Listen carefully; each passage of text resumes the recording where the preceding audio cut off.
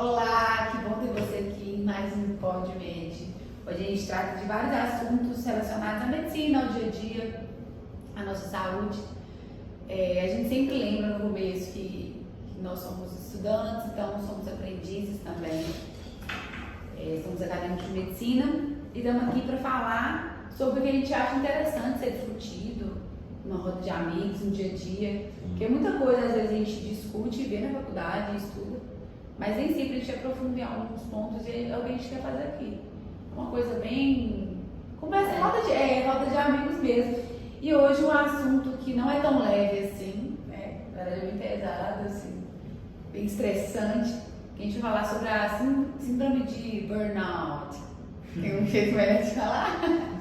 Sobre a síndrome de burnout. Vamos falar assim? Alguém aqui tem uma noção, assim, mais ou menos? Eu vou falar nesses últimos tempos, né? Eu acho que ficou muito, assim, mais em evidência depois da época da pandemia, principalmente. Sim. Que veio mais essa evidência. Foi uma época bem de pressão e tudo mais. Mas, segundo a OMS, a Organização Mundial de Saúde, burnout é resultante de um estresse crônico associado ao local de trabalho que não foi adequadamente administrado. Ou seja, o burnout, e isso eu estava lendo, é uma síndrome que não pode ser associada a nenhum outro quadro de estresse, tá? É uma síndrome psíquica que ela realmente é ligada ao trabalho. Então a gente não pode descrever isso para nenhum outro tipo de coisa. Por exemplo, estou sendo muito pressionado pela minha mãe, sendo muito pressionada. Isso não envolve o burnout. O burnout é totalmente do trabalho. Eu acho bem interessante de deixar isso específico aqui. Né? Trabalho e estudo também, né? São o ambiente de Sim, trabalho assim, né? Tipo assim, eu vi ali que é totalmente uma síndrome para caracterizar a questão de trabalho. E o que significa isso, esse significado desse? É praticamente uma síndrome onde a pessoa vai ser exposta muito àquela questão de estresse, de uma coisa que ela realmente não vai conseguir administrar aquilo. E vai acabar misturando isso com o pessoal e vai trazer consequências bem severas, sabe? E às vezes, dependendo do estágio onde essa pessoa vai ser diagnosticada com essa síndrome, pode demorar mais tempo para recuperação e tratamento ou demorar menos tempo. Depende muito de em que momento que a gente vai ser diagnosticado com essa síndrome. E pode levar a outras também síndromes, né? Pode levar a outras síndromes. eu vi que envolve não só também a cobrança, mas envolve também o ambiente que você O ambiente de trabalho. trabalha. E essa questão de pandemia ficou muito mais... esse assunto ficou mais popular, justamente porque as pessoas elas voltaram para suas casas, né? E às vezes elas tinham essa questão do trabalho, muita coisa mudou. E as pessoas realmente não conseguiram administrar isso e foi surgindo. A própria questão do home office, que você está trabalhando na sua casa, assim, quando você está na sua casa, depois do trabalho, você está no seu ambiente de trabalho ainda, então meio que mexe na casa da pessoa. Mas o que é legal de colocar é que a pandemia em si, ela não pode ser levada, tipo assim, foi pandemia, desencadeou o burnout. Não. A síndrome de burnout, ela não é uma síndrome que ela desencadeia de uma hora para outra. Isso é uma coisa também que ajuda a gente a ver no diagnóstico. Então, vai ser um momento que a Thalita vai chegar e falar pra mim que ela trabalhando e tem uma semana que ela tá super estressada e aquela uma semana de trabalho dela fez ela estar com síndrome de burnout. Não. Ela é uma coisa a longo prazo, a pessoa vai se desenvolvendo. E não uma coisa atual também não, que eu estava vendo um vídeo e ela falou que na época de 1700 que eles foram fazer a descoberta, né, dessa síndrome.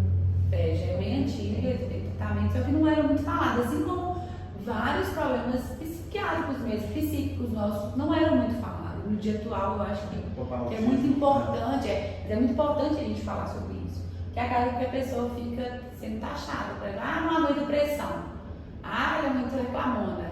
São pessoas que às vezes não são, estão com aquela síndrome e a gente é muito taxado. Então, isso até evita do que a gente está comentando às vezes um com o outro. Falar, não vou falar pra ele, eu tô sentindo isso, senão você pro outro lado por aquilo. Mas hoje, graças a Deus, já está sendo mais comentado essas coisas, né? E uma coisa que eu estava lendo na hora que eu estava lendo sobre... Você vai falar? Eu estava lendo sobre burnout, que são algumas coisas dos principais sintomas que a gente vai ver. Então, assim, como que eu vou perceber? É claro que vai ter o profissional certo para diagnosticar e tratar, mas como que eu posso mais ou menos perceber? Nem sempre todo mundo vai ter tudo Cada um é de um jeito. A gente sempre fala em todo o podcast, cada um vai ter um jeito diferente para reagir em várias coisas da vida. Não é diferente com o burnout. Mas, tem pesquisadores da área de psicologia que acreditam que existem 12 estágios do burnout. Eu vou usar minha cola aqui um pouquinho, tá? Para falar. Que a primeira fase é quando aquela pessoa, aquele trabalhador, ele precisa de provar que ele entende muito bem o que ele faz e do que ele quer.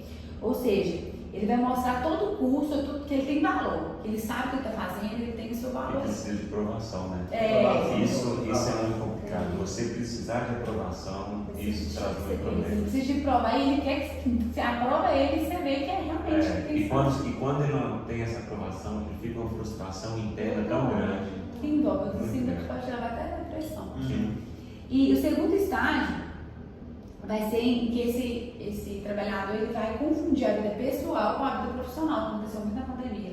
Ou seja, na hora que ele está em casa, ele começa toda hora ligando da mensagem, ele atende a ligação a qualquer momento, ele responde e-mail o tempo todo. Então ele não consegue fazer essa dissociação do pessoal com o profissional.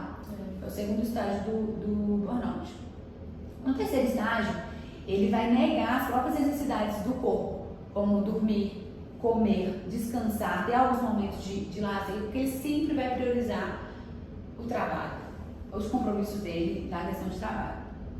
Na quarta etapa, a pessoa ela vai compreender que ela tem problemas, mas vai negar esses problemas e vai evitar o assunto. Então, a quarta etapa aqui, segundo esses estudiosos, é a questão da negação. Senão eu sei, eu estou ouvindo, cara, eu tenho todo mexendo no celular, eu não estou comendo, estou dormindo bem, eu sei disso, mas eu não quero falar sobre isso, não quero tocar no assunto. A quinta etapa, ela vai ser marcada pela autoestima, que sempre vai estar em questionamento, né? Além desse questionamento da autoestima, essa pessoa vai começar a desvalorizar o lar, a família, aquelas pessoas próximas. São a quinta estágio do burnout.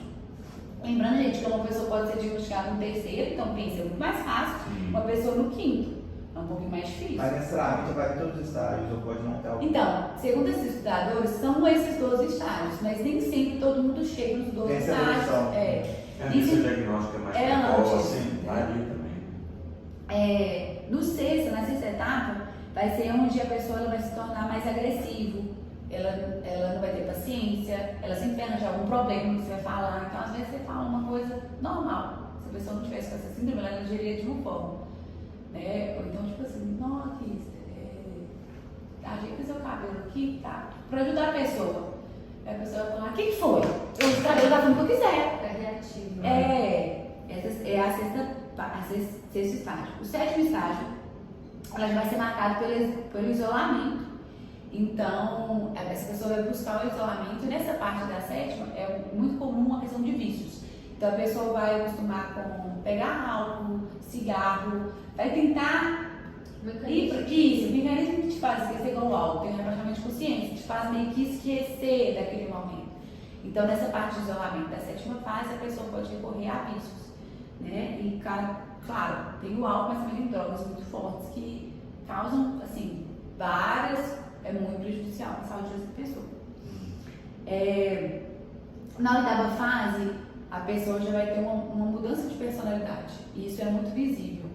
Então, eu até li, tipo assim, geralmente, é nessa fase que as pessoas que realmente começam a falar, não, peraí, quem tá ao redor, porque quando você chega no álcool, já é tão comum hoje, que às vezes você não percebe. Sim. A agressividade também tem tanta gente agressiva, mas quando chega na oitava fase e a pessoa começa a trocar essa personalidade, as pessoas falam, a gente começa a ser mais perceptivo. E fica, eu acho que até uma coisa estrutural, que a gente passa por mudar mesmo, tipo assim, a pessoa, ela se transforma, né? Então não é uma coisa igual esse mecanismo de recompensa, né? Que a gente sabe que é o uso de drogas, álcool, então bebida. Isso vai virando, você vai se sentindo, não, porque eu mereço, né? Pô, passei esse estresse daqui, eu mereço isso daqui. Então você vai criando esse tipo de... E o dia que não tiver, você sente falta. Você, independente de qual seja essa questão da recompensa, você sente falta. E isso é perigoso. Porque imagina se for, por exemplo, um álcool, um doce, e o dia que não tiver, a pessoa ela cria uma situação complicada. Essa é a oitava fase. A nona fase, a pessoa ela vai começar a perder de si, sabe? Ela deixa de de achar que a outra pessoa sente afeto, ela não se sente amada, e acaba que ela também começa a não demonstrar isso também, essa questão do afeto. Ela vai ignorar, né? Vai ignorar essas necessidades. E aqui fala. O familiar é muito ruim, tipo muito assim. ruim, cara. A pessoa tá meio que um robô. Porque geralmente a pessoa trabalha, tipo, olhar, tipo assim, geralmente, né? Ou já é pai, já é mãe, já é mais adulto, então você perde isso na questão do seu filho, com seu esposo, com sua esposa, ou com sua mãe, com seu pai. Sim. Isso já vai desencadear outros problemas, né? E outra coisa, é perigoso porque o burnout em si não vai só te trazer problema profissional no emprego, mas ele te dá consequências no pessoal. Isso que é muito complicado. E são coisas que a gente, às vezes, para reparar depois, é claro que a gente vai entender, a pessoa está em síndrome, mas para explicar a pessoa depois. E são os tabus que têm que ser quebrados, né? São tabus que têm que ser quebrados, principalmente essa questão pessoal. Você tem que respeitar que o outro está passando por uma situação difícil no trabalho. Você tem que aceitar que às vezes seu colega de trabalho não vai render por você porque ele está passando por uma situação psíquica que precisa de apoio. Então, assim, esse apoio no trabalho, na família, tem que acontecer. Porque... não é fácil não, imagino que deve ser fácil não. E aí fala das 3 últimas fases, que vai ser a 10ª, que a pessoa ela começa mais a ter aquela sensação de vazio interno, mesmo de vazio, de não ver mais sentido nas coisas. A 11ª, a pessoa já está numa depressão, né? Naquela fase de depressão mesmo. E a 12ª, aqui coloca, é como se já está na síndrome de burnout mesmo. Se tem uma síndrome de burnout, você precisa tratar e tratamento pesado mesmo, mais pesado. Que aí você chega a classificar isso aí. Então a pessoa com a síndrome de burnout pode estar em qualquer um desses estágios. E os casos mais graves são quando ela vai passando. Que geralmente, gente, pelo menos no que eu li, geralmente você pega a pessoa na 12ª fase. E burnout mesmo, tratar. Porque a gente é muito ainda, né? De falar assim, depois eu vejo isso. Mas você tá ainda assim, mas depois eu vejo isso. E a gente só vai quando o negócio tá pesado. Não, ela não reconhece. Ela tá no emprego ali, ela não vai perder tempo. Você começa a pensar, nossa, eu dei uma testada ali, eu vou perder meu emprego. Não, vou continuar. Não sei o que, não, tem que ser bom no meu emprego e trazer pra dentro de casa. É o que explica as primeiras etapas aí que você falou, essa questão de você ter que ser aprovada, né? Busca dessa aprovação. Sim. O cara fica cego. Totalmente. Isso é muito ruim, cara, porque geralmente a pessoa chega para o psiquiatra, para o psicólogo e tal, nesse momento já de exaustão máxima, de estresse, de pico mesmo. Esgotado 100%. Esgotamento mesmo. E além dessas 12, tem alguns sintomas, né, que você pode ter importantes também, porque igual a falar, tem que ter todos, nem sempre, mas tem alguns sintomas que a gente tem que começar a prestar atenção. Que é a questão de fadiga, realmente de irritação rápida, a questão de insônia, a questão de tristeza. Tem uma coisa também que está bem ligada, é a gastrite. Tem muita crise de gastrite. Claro, nem sempre como é que você tem gastrite, vai ter esse muito Mas pode ser. Mas é tudo que está ligado ao sistema nervoso, ó, intestino da pessoa. Sistema nervoso idético, né? Com certeza. Tem essa oscilação de humor que vai ter realmente. Quando você vê que uma pessoa é de um jeito e do nada começa a se isolar, a reduzir essa troca interpessoal, sabe? Entre as pessoas. Então, são gatilhos e bons. A alimentação com prioridade, a rotina, né? Você pode ver uma questão, ou a pessoa emagreceu muito rápido, engordou muito rápido, se não tem outras patologias envolvidas, né? Então, assim, são sintomas que inicialmente podem indicar alguma coisa, mas você vai procurando patologicamente, você não acha nada, e às vezes é uma síndrome psíquica que é o burnout. E como que a gente geralmente vai tratar essa síndrome, né? É claro que a gente tem um tratamento conservador, que a gente usa os fármacos e tem um tratamento com fármacos. Igual eu falei nisso, vai depender de que estágio está, de como você está, como está se sentindo, vai depender da pessoa, de como é a realidade da pessoa. É o que a gente aprende na questão de medicina. A gente tem que saber, para a gente passar um tratamento, de acordo com aquele diagnóstico que a gente chegou, a gente tem que saber como é a vida da pessoa, até mesmo condições financeiras ou não. Mas o importante do burnout é a questão de algumas mudanças de hábito de vida, né? Igual a gente já falou no podcast podcast sobre o sono, da questão de dormir bem, de se alimentar bem, de se exercitar. Então, isso faz parte do tratamento da síndrome de burnout, essa mudança de hábito da pessoa. Acompanhamento com o psicólogo, fazer terapia é muito importante. Então, quando eu falo assim que é importante saber da realidade da pessoa, tem gente que vai conseguir fazer, porque inicialmente às vezes vai precisar de toda semana. Tem gente que tem condições, tem gente que não, tem gente que vai depender do SUS, tem gente que vai ter condição de pagar cada 15 dias. Mas é bom pra gente fazer. E o tratamento com medicamento, com fármacos, que a gente vai usar tanto os antidepressivos como ansiolíticos também, para ajudar nessa síndrome. E geralmente, que a gente vê muito, né? Eu não li isso, nem artigo, mas das últimas pessoas que a gente tá vendo, assim, tá muito na mídia vendo que tem a síndrome de burnout, essas pessoas que fazem bem para ela é essa dissociação também com o mundo virtual. Essas pessoas geralmente tiram um tempo do mundo virtual, porque isso deixa a gente pilhado, cara. Celular, a tecnologia é ótima, se ela for usada para uma coisa boa, certa, da forma certa. Se você não souber usar isso aqui, te deixa pilhado o tempo todo, você fica assim. A gente está falando dos estímulos, né? Então, estímulos curtos e rápidos. E sabe uma coisa que é bem legal, que eu vi uma... Nossa, fugiu o nome do documentário da Netflix que eu vi. Mas a questão de celular, por exemplo, o meu celular não tem notificação, pra nada. Então, se você mandar, você pode mandar 50 mensagens no WhatsApp. Eu só vou ver quando der a hora que eu me proponho entrar no WhatsApp e ele carrega. Não tem. Porque isso eu percebi, isso já passou tem 2 anos, percebi que diminuiu minha ansiedade. Então não tem, por exemplo, tá com esse celular aqui. Aí toda hora chega uma mensagem de notificação no Instagram. O meu não tem essa notificação. Então se eu desligar o celular, não vai chegar nenhuma notificação aqui. Então tira essa ansiedade, essa questão, até mesmo no trabalho. Cara, pensa que está trabalhando ou estudando, pensa aí nos plantões, né? A gente depois, pensa no pediatra. Pediatria é uma coisa que todo mundo quer o tempo todo. Claro que esse cara, muitos pediatras são solícitos o tempo todo e tal. Mas imagina se esse cara deixa 24 horas por dia aquela questão de notificação no celular. Não dá para dissociar. Então eu acho uma coisa muito legal, é uma dica que eu dou, incluindo tese, é tirar notificações de coisas assim. A gente tem o tempo certo e você não vai ficar às vezes 10 horas sem olhar. É muito difícil você ficar 10 horas sem olhar o WhatsApp. Você olha ali, mas você não vai ficar com aquele tempo todo falando, não, tal pessoa manda mensagem, tal pessoa manda mensagem.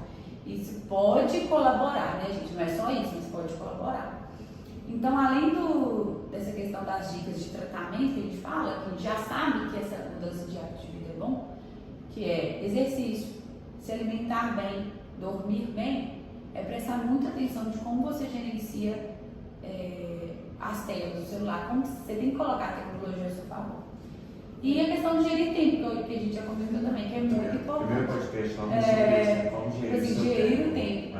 Então você tem que gerir seu tempo bom, porque para você estar misturando as coisas ou recebendo depressão, tá tendo alguma coisa de errada. Então vale a pena gastar tempo como planejando, para evitar essa síndrome, não só o burnout, mas a gente está falando aqui, mas tanto outras síndromes. Eu acho legal falar dessas questões, desses assuntos que a gente tem tratado no podcast, porque não é só para quem tem. Eu acho legal a pessoa que não tem, qual que é a nossa responsabilidade no meio que a gente vive para não expor aquela pessoa pela situação. Por exemplo, né, a gente teve um episódio assim, eu estava vendo uma professora nossa postando na internet falando dessa demanda, né? Ela é pediatra, dessa demanda dos pacientes. E é legal o paciente ter noção de, cara, pô, não como dar uma mensagem meia-noite, cara. Ela tem uma família, ela tem uma vida, então... É bom senso, né? Qual que é a nossa responsabilidade para não agravar esse problema, não expor a pessoa esse problema? Então eu acho isso muito legal. Não é só a pessoa que tem isso ou que está em risco de ter isso que tem que se interessar pelo assunto. Eu acho que todo mundo é meio com a responsabilidade, não vou dizer, não sei se eu estou errada, né, mas social, da gente ter que colocar nesse lugar. Sabe? Eu concordo, eu acho que a gente tem que ser sensível e estar com essa sensibilidade ligada, até mesmo para ver algum estágio. Eu notei que o Arthur não era assim, ele está indo desse jeito. E às vezes nem fala assim, aqui, procura um psiquiatra, Não, mas... É muito fácil falar assim, vamos dar uma corrida comigo, cara. Não, cara, tô passando aí na sua casa, você vai sair assim, nós vamos ir no parque e tal. Aí geralmente quando acontece isso, a pessoa simples, gente. Quando você vai falar assim, nossa, tá precisando disso, tá precisando disso. Se tão bem depois. Não, obrigado por você ter tirado. Então eu acho muito legal a gente ter essa sensibilidade como pessoa, como profissional de saúde também, mas como pessoa, igual ela falou, de cada um, de ver a nossa família, os nossos amigos. Nessa corrida do dia a dia, a gente acaba perdendo um pouco dessa sensibilidade. Eu acho que a gente tem uma coisa legal para retomar.